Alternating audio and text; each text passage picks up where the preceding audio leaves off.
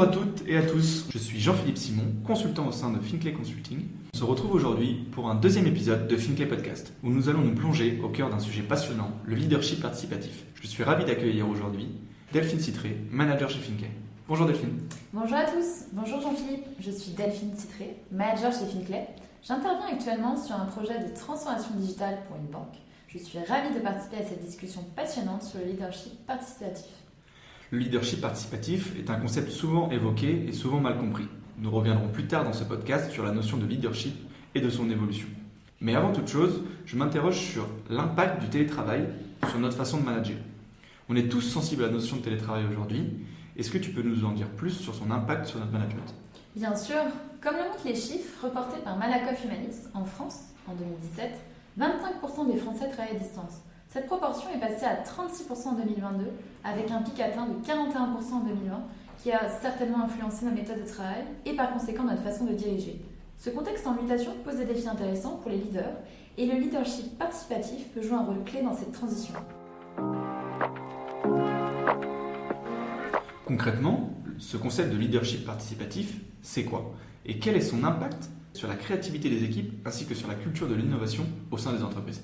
Tout d'abord, je me dois de préciser que le leadership participatif est bien plus qu'un style de gestion.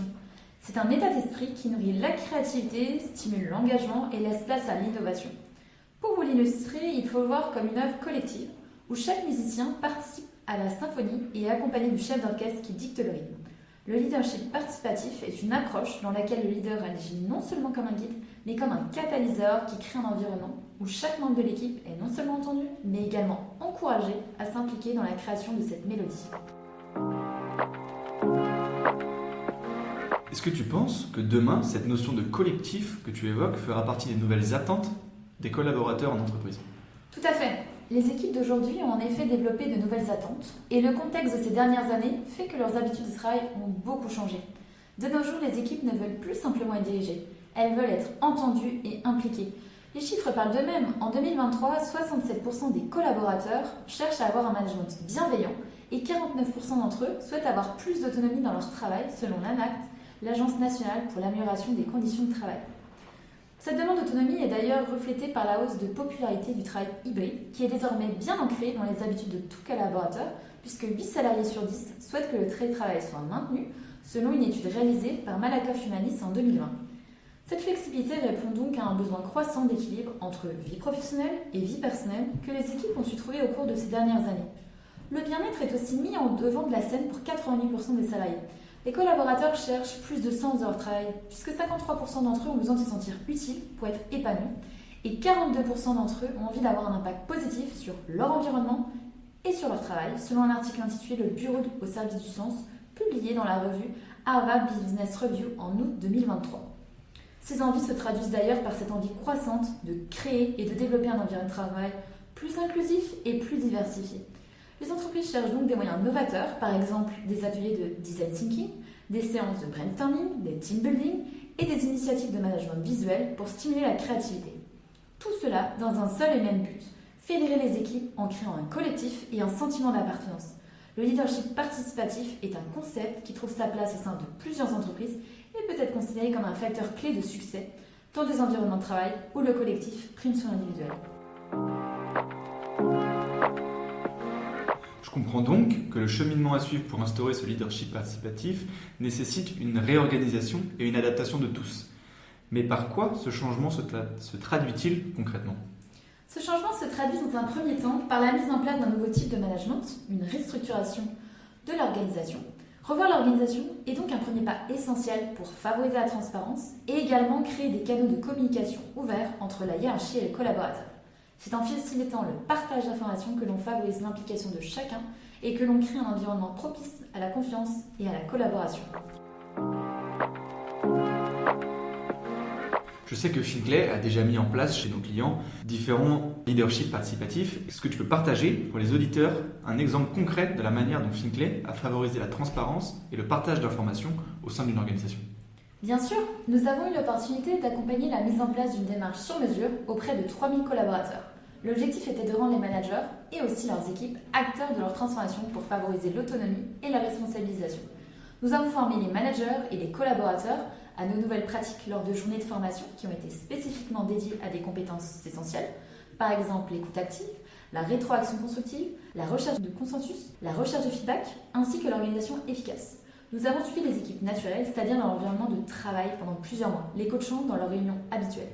Cette approche pratique a permis l'application directe des nouveaux principes appris pour renforcer ainsi les compétences des équipes au quotidien. En parallèle, nous avons mis en place des cercles de partage pour permettre aux référents de partager leurs bonnes pratiques et d'apprendre les uns des autres. Un travail de gestion du changement a été réalisé à l'échelle de toute l'entité.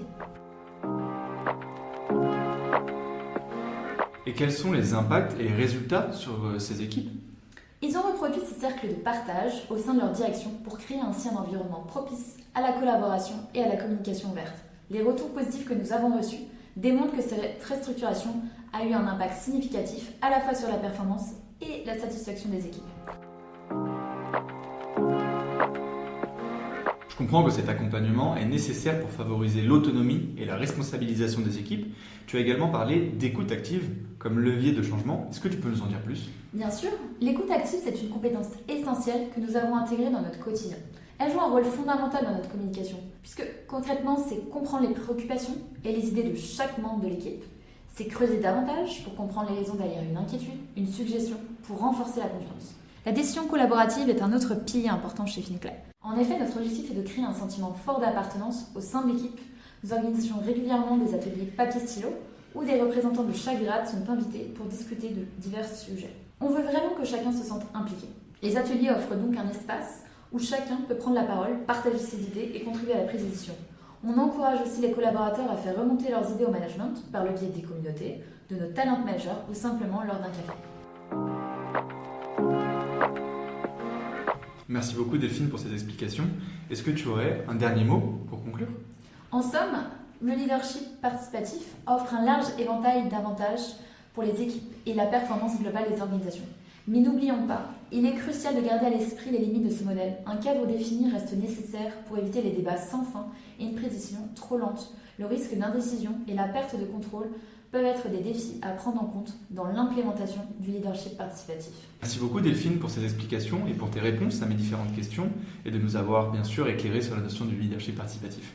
Merci à tous pour votre écoute, j'espère que l'épisode vous a plu. Si c'est le cas, n'hésitez pas à vous abonner, à partager, à aimer le podcast et également à nous laisser un commentaire. On tâchera d'y répondre rapidement. Et moi, il me reste à vous dire à bientôt pour un nouvel épisode.